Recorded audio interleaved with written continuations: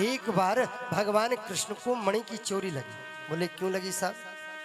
एक सत्ताजित नाम का राजा था, ये सूर्य की उपासना करता। सूर्य ने इसको एक मणि दी जो 8 भार सोना प्रतिदिन देती थी। यानी 8 भार, एक भार बराबर होता है 180 तोला।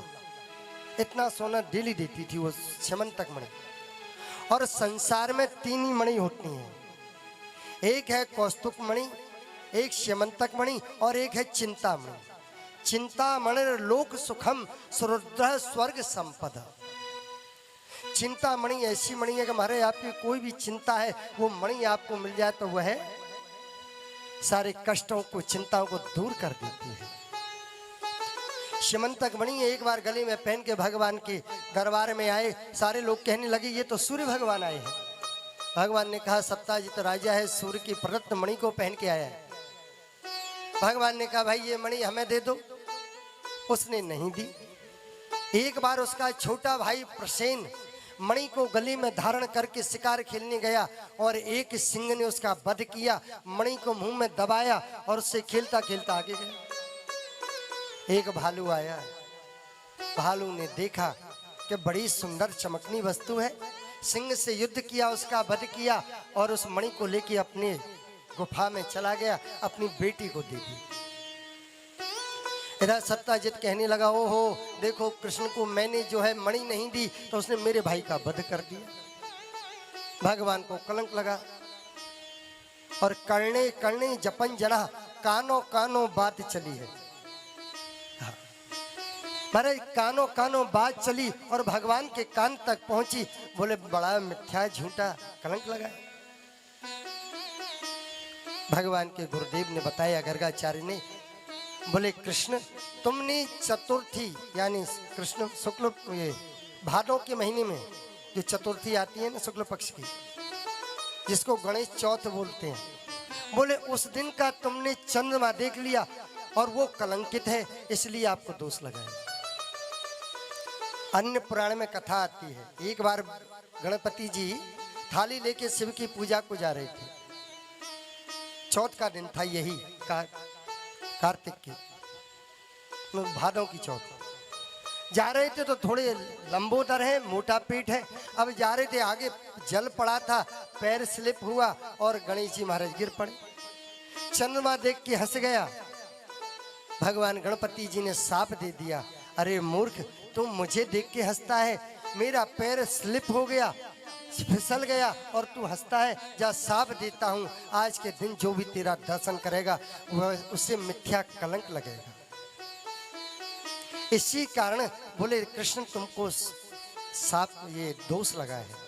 बोले निवृत्ति कैसे हो? बोले जाओ और मणि को खोज के लाओ। भगवान गए, जंगल में गए, आगे जाके देखा प्रसेन का शव मिला, आगे सिंह मरा हुआ मिला। वहां पर जो भालू के पैर थे परिचिन्हों पर गए, कुछ नगरवासी भी साथ में गए थे। जैसे गुफा के दरवाजे पे पहुंचे, भगवान ने कहा मैं जाता हूं भीतर, यदि मैं 11 दिन में ना आऊं तो आप लोग यहां से लौट जाना। द्वारका वासियों को 11 दिन हो गए, भगवान लौट के नहीं आए। बेचारे रोते रोते आए हैं, वसुदेव जी को समाचार सुनाया और वसुदेव जी ने यहाँ माता अंबिका का अनुष्ठान किया है, दुर्गा जी का अनुष्ठान किया है, क्या मेरो लाला सही सलामत आ जाए।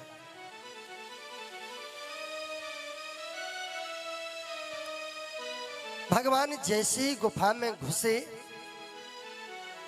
उनकी जो पुत्री थी जिसका नाम था जामवती, भगवान के रूप को देख करके घबरा गई, जोर से चिल्लाई। भालू आए और दोनों में युद्ध हुआ और 27 दिन तक युद्ध होता रहा। 27वें दिन जब उनकी हड्डियां चूर चूर करने लगी, तब उन्होंने हाथ जोड़ करके कहा नीलांभुज श्यामल कोमलांगम सीता समारोह पितवाम भागम पाणौ महा सायक चार चापो नमामि रामम रघुवंश कंसनाथम। प्रभु की स्तुति की। आप, मुझे लगता है आप मेरे इष्ट राम हो। भगवान बोले हाँ वही हो। चतुर्भुज रूप में दर्शन दिया है, राम रूप में दर्शन दिया। कहते हैं कित मुरली कित चंद्र का कित गोपियन को साथ, अरे अपने जन के कारण श्री कृष्ण भई रघुनाथ। अपने भक्तों के लिए भगवान जो जिस रूप में भगवान को भजता है, भगवान उसी रूप में उसे दर्शन देते हैं। प्रणाम किया। भगवान ने कहा भाई जब राम अवतार में आए तुमने कहा था कि हम भी महाराज युद्ध करना चाहते हैं, क्योंकि रावण की सेना में ऐसा कोई योद्धा नहीं था जो जामवंत से युद्ध कर सके। अंत तो गत्वा जब लौट के सारे भालू बानर आए हैं अयोध्या, भगवान ने कहा मांग लो जिसको जो कुछ चाहिए। जिसने जो मांगा भगवान ने वो दिया। जामवंत जी बोले अपने को तो बस प्रभु हमारे हाथों में खुजली चल रही है, इसको शांत कर दो, दो युद्ध कर दो, कर लो, क्योंकि रावण की सेना में कोई नहीं जो हमसे युद्ध कर ले। जरा ये जामवंत ने केवल एक मुष्टिका का प्रहार किया था रावण के ऊपर, और महाराज रावण को मूर्छा आ गई एक मुक्की में बस। राम जी बोले देखो साहब, भक्त और भगवान का युद्ध नहीं हो सकता। आप मेरे भक्त हो, मैं भगवान हूं, तो आप एक काम करो, मैं कृष्णावतार में आऊंगा, तुम्हारी इस प्रतिज्ञा को जो कामना है इसको पूरी करूंगा। पूरी की। अब जामवंत से बोले भैया हमारे ऊपर कलंक लगाए मणि दे दो। जामवंत बोले नहीं दे सकता। बोले क्यों? वो तो मैंने बेटी को दे दी, और जो वस्तु बेटी को दे दी जाती है फिर उस पर माता या पिता का कोई अधिकार नहीं होता। प्रभु ने कहा तो फिर भाई मेरा कलंक कैसे दूर हो? तो बोले एक काम करिए ना, मेरी बेटी से विवाह कर लो। भगवान ने कहा ठीक है साहब, और विवाह कर लिया, ले आए। अच्छा एक बात बताओ, जामवंत जी हैं भालू, उनकी बेटी कौन हो गई?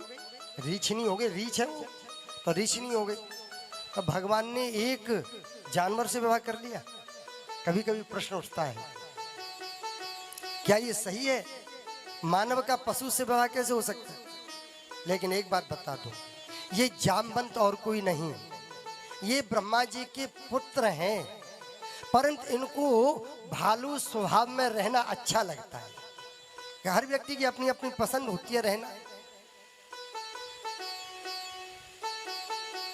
कभी तो महाराज बढ़िया डनलप के गद्दे पर नींद नहीं आती जीव को, और कभी कभी महाराज जो डेले पड़े रहते हैं खेतों में उनके ऊपर नींद आ जाती। ये तो समय की बात है। अब उनको भालू रूप पसंद था इसलिए वो भालू रूप में थे। एक हास्य कवि कविता में हमारे यहाँ कहते हैं कि हमारे भालनी को लेकर के आए रीछनी को।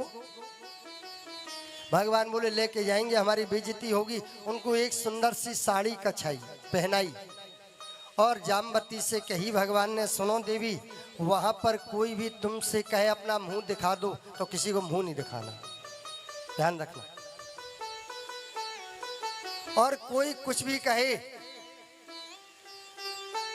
तुमको ना करना है, सर हिला के जवाब देना है, बोलना है कुछ नहीं। ठीक है साहब। भगवान लेके आए, रुक्मिणी जी को पता पड़ा, थाली सजा के लाई, भगवान की आरती उतारी और कहा अरे बहन अपना ये मुंह तो उघार, मुंह तो दिखा दे, चेहरा दिखा दे। अब उन्होंने, जामवती ने कहा, रुक्मिणी जी बोली क्यों? अरे हम दोनों तो बहन हैं और हम दोनों एक दूसरे की जाति की हैं, तो एक दूसरे से शर्म कैसी? मोहे न नार नार के रूपा, पन्नगार यह चरित अनुपा। बोले स्त्री स्त्री को देख के मोहित नहीं होती, तो मैं तुम्हें देख के कोई नजर थोड़ी लगाऊंगी। अरे दोनों बहन हैं, एक दूसरे से तो बातें करेंगी। जामवती बोली और रुक्मिणी जी को बहुत देर हो गई मिन्नतें करते करते। अब थोड़ा सा गुस्सा आया रुक्मिणी जी को, हल्का सा, पर पता किसी को नहीं पड़ा कि गुस्सा है। उसी समय रुक्मिणी जी ने कहा तुम ज्यादा सुंदर हो, और जामवती को ऐसे करना था, उसने कर दिया। ना की जगह हाँ कर दिया। तो रुक्मिणी जी ने कहा, बोले अच्छा अपने रूप का इतना अभिमान, इतना तुमको घमंड है, तो जाओ साप देती हूँ, तुम मेरे जैसी हो जाओ। जामवती रुक्मिणी जी जैसी हो गई। भगवान का दूसरा